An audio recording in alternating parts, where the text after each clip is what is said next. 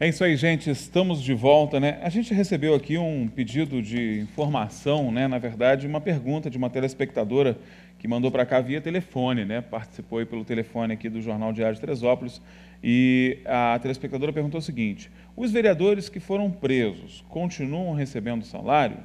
Resposta: sim, recebem salário, sim. Então lá continuam vereadores, né? Continuam vereadores. Como eu disse, eles não tiveram, né, na decisão da prisão preventiva, que poderia estar, né, na medida cautelar, a suspensão de suas atividades enquanto vereadores. Então, eles permanecem vereadores. Por isso que eu falei aqui que os suplentes podem e devem provocar essa convocação, né? O suplente tem que ir à justiça e pedir: olha, não estão trabalhando, deixa eu trabalhar, eu tenho o direito de estar aí, eu sou suplente, se não estão fazendo a sua atividade, deixa que eu faça. Eles têm todo o direito de fazê-lo, né? Como disse aqui no começo do programa, o presidente interino da mesa diretora, né, o tenente Jaime, achou melhor perguntar à Justiça se poderia ou não convocar, se deveria ou não convocar. Ainda espera esta comunicação, mas enquanto isso acontece, a gente está vendo, né? 5 minutos de sessão, leu 2 moçõezinhas lá e foram embora. Não é isso que a gente espera de um legislativo. Nem é um legislativo preso que a gente espera também, né? Vanderlei Pérez, estamos na área de volta. Claro. Complicado, né, rapaz? Todo mundo reclamando da minha voz aí hoje, mas... Então eu vou falar um pouquinho mais que você, que resolve o problema. Difícil, né? Segundo o Júnior, ninguém fala mais do que eu. Mas, Vanderlei, essa coisa de continuar na vereança, preso, recebendo salário, isso é muito delicado, né? As coisas precisam ser revistas. Os mandatos foram suspensos. Então, os benefícios devem ser pagos, né? Então, tá natural isso aí. E mesmo que a Justiça tenha recurso nesse sentido, de repente até desenrola essa semana essa questão dos vereadores presos, eles sendo soltos, é possível até que continue a suspensão dos mandatos, porque o risco é o mesmo, né? O risco para investigação, o suposto risco para investigação. Então, é possível que eles continuem suspensos do mandato em liberdade, o que já é uma punição, né, de não estar... E aí pode-se discutir a posse, né, a questão da convocação, né? E a convocação dos suplentes. Mas não há nada na Câmara, não há risco para o poder, não há nada em emergência para ser votado na Câmara, não tem um orçamento, não tem uma questão mais grave. Então, a Câmara optou por não convocar os suplentes nesse primeiro momento. Ela tem prazo, pela lei, ela tem prazo de 120 dias, me parece, então, ou seja, não há risco nenhum, são 3 ou 4 meses para convocar. Pode ficar uma Câmara com composição pequena assim. Essa composição de 6 membros, ela permite que algumas situações sejam aprovadas, tal, moções, requerimentos, aquelas coisas que já fazem quase sempre, né? Só guardanapo, não serve para nada, né? Mas muda muito pouco. Então, mas eu acredito que a Câmara deve, se mantiver a suspensão dos vereadores, vai ser necessário que a Câmara se recomponha com os 12 integrantes, até para receber o prefeito, já com uma Câmara completa, o prefeito vai precisar. O prefeito que assume nesses próximos dias, no final do mês, vai querer fazer ações, vai querer propor mudanças. Vai ter algumas mudanças que a Câmara vai ter que se posicionar, até para derrubar algumas questões que ele pode oferecer, mandar que a Câmara aprove, né? Então vai precisar de uma Câmara completa já no final do mês. E certamente que essa questão política dos vereadores presos aí vai se resolver até o final do mês. Seja eles com um mandato cassado, ou com a quebra da suspensão, ou com a suspensão, mas em liberdade e sem os proventos, alguma coisa vai acontecer e as providências certamente estão sendo tomadas aí pelas partes interessadas. Então tá aí, né? Tá respondido, né? Olha só, gente, Vanderlei separou umas fotos aí para a gente ver hoje, né? Vamos ver. O dia mundial do meio ambiente, hein, Vanderlei? Mas o Marcelinho esgotou o assunto, né? Falou de tudo. Né? Ele falou tudo, falou da importância dos parques nacionais, dessa relevância de Teresópolis estar envelopada por 3 parques, né? Parque estadual, parque municipal e parque nacional, um parque que é um parque federal. Então, eu acho que ele desenrolou bem aí e matou esse assunto, né? Agora, mas é uma data para ser comemorada, certamente. Essa imagem aí, realmente, essa é bem nos rara, anos 40, né? Anos 40? Nos anos 40 a gente sonhava com uma estrada para o Rio. E aí nós temos uma imagem do caminho que havia ali em frente ao Parque Nacional, indo em direção ao Soberbo, né? E a gente chama muito essa área do Soberbo, onde tem lá o pastel, tem a vista do de Deus, né? Mas aquilo não tem nada a ver com o Soberbo. Não tem nada, não. O Soberbo é o Rio Soberbo, lá embaixo, Soberbo, lá na Santa, né? Então o rio é bem mais abaixo. Ali é a vista soberba, né? Só que com essa coisa da estrada direta, acabou tirando, perdeu-se esse nome, né? O mirante era da vista soberba, a vista soberba tinha até placa. E aí tá aí a placa aí. a prova do crime, né? Tá aí a vista soberba, uma placa que havia em frente, ali, depois da passagem em frente ao Parque Nacional mesmo, né? Essa fotografia já havia o Parque Nacional, tá aí a entrada do parque, e havia esse caminho ali. O Marcelo falou, mas eu esqueci, ele é de quando? 30? O parque é de 39, né? 1939, é o terceiro parque do país, né? É um dos parques hoje mais importantes, até pelo tamanho que ele foi avançando, né? Hoje ele chega praticamente até o mar. O Mink, quando foi ministro do Meio Ambiente, ele dobrou o tamanho do parque e virou. Né? E ele tem uma importância, além de preservação, ele tem uma importância também para a questão da pesquisa. Né? Então, hoje ele é um laboratório para as faculdades. O que eu falo, assim, às vezes as pessoas reclamam assim, Anderson, eu fui a um parque nacional lá em Minas, nossa, tinha tanta coisa para fazer. É diferente, né, gente? O Parque Nacional da Serra dos Órgãos, né? Ele é um parque com o DNA na pesquisa. Você não tem ideia da quantidade de pesquisa em curso lá no Parque Nacional. É pesquisador da Alemanha, pesquisador da Inglaterra, o mundo inteiro está aqui fazendo pesquisa. Então, é a principal vocação. A coisa da visitação é importante, claro, tem também, mas não é a primazia, como a gente tem em outros parques, sobretudo na região de Minas, né, no sul também a gente tem muito esses parques naturais de visitação.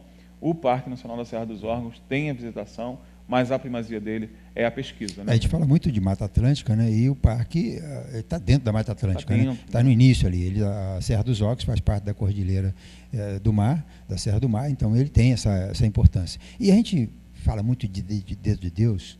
O Dedo de Deus, quando ele vai ser conquistado em 1912, ele é provocado, essa conquista é provocada por uma subida de um geólogo e um botânico. Né? Então, ou seja, estavam pesquisando. Eles já vinham para pesquisar. Eles vinham a mando do Arrojado Lisboa, que era o diretor do Departamento contra as Secas, um departamento que foi criado nos anos 9, me parece, 9 ou 10, e ele vem para ver o que tem lá em cima do dedo, o que tem nessas montanhas, como é que é a geologia e como é que é a botânica desse lugar. Então, essa pesquisa que começa, esse interesse que vem lá do primeira década do século, né, ela vai chegar em 1939 e vai ser um dos motivos que provocam a criação do parque. Né? Olharam para o parque em função de olharem para o Dedo de Deus, em função do botânico, do geólogo ter olhado para o Dedo de Deus lá em 1912. Nasce na pesquisa. Então, nasce. Então, essa coisa do Parque Nacional tem a ver também com a conquista do dedo, com a importância das montanhas e com essa diferença que faz esse clima de montanha e essas especificidades as questões terapêuticas, né, que se atribuía muito aqui à região. Né? Vinha muita gente aqui para recuperar a saúde, né? Vem até hoje, na verdade. Né? Então é muito interessante. E está aí, nessa imagem que a gente mostra agora, mostra o Mirante, né? O Mirante do Sloper, né, que é de 27. Muito lindo. Esse é o Mirante do Sloper, mirar o dedo, né? Mirar a montanha. Um pouco uma referência da barrinha, você né? que está em casa aí, né? Um pouco acima da barrinha. À direita, né? À direita, tá ali tem um coretozinho, né?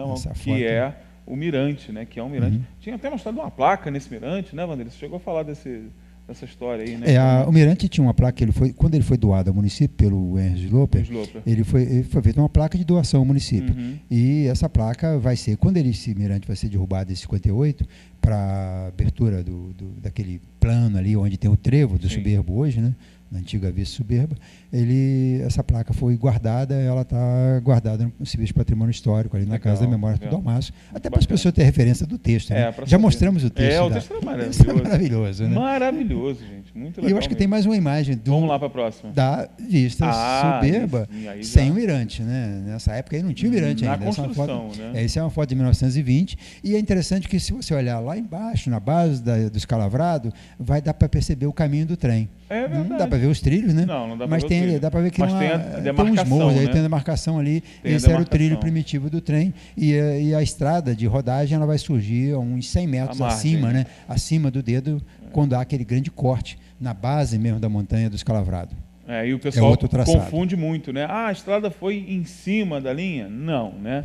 Foi uma diferençazinha. Foi uma diferença, acima, né? exato. Foi bem acima, Foi né? bem E, acima. ou seja, conserva o leito da estrada de ferro, ele conserva intacto até a base, até o soberbo. Então, o soberbo. Eles chegam juntos ali no escorrido, um pouquinho abaixo. Então, mas como houve aquela mudança da geografia ali do soberbo, né?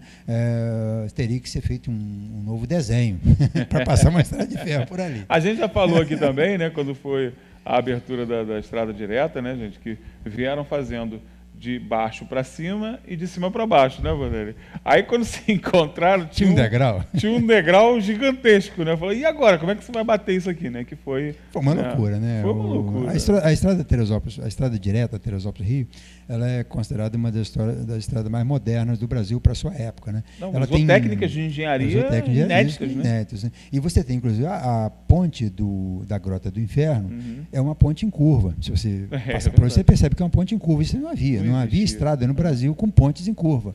Você imagina a força da gravidade, a força que exerce uma carga pesada de um caminhão, de uma carreta, numa ponte em curva. Isso joga a estrada, joga a ponte para um lado, né? Então ali realmente houve uma técnica de engenharia muito interessante. E a solução da reversão é uma solução que foi sonhada, estudada e experimentada em Teresópolis, né? Ir voltar à estrada para poder ganhar esses metros que se perdeu no desnível, né? Quando as duas empresas se encontraram e viram que fizeram besteira.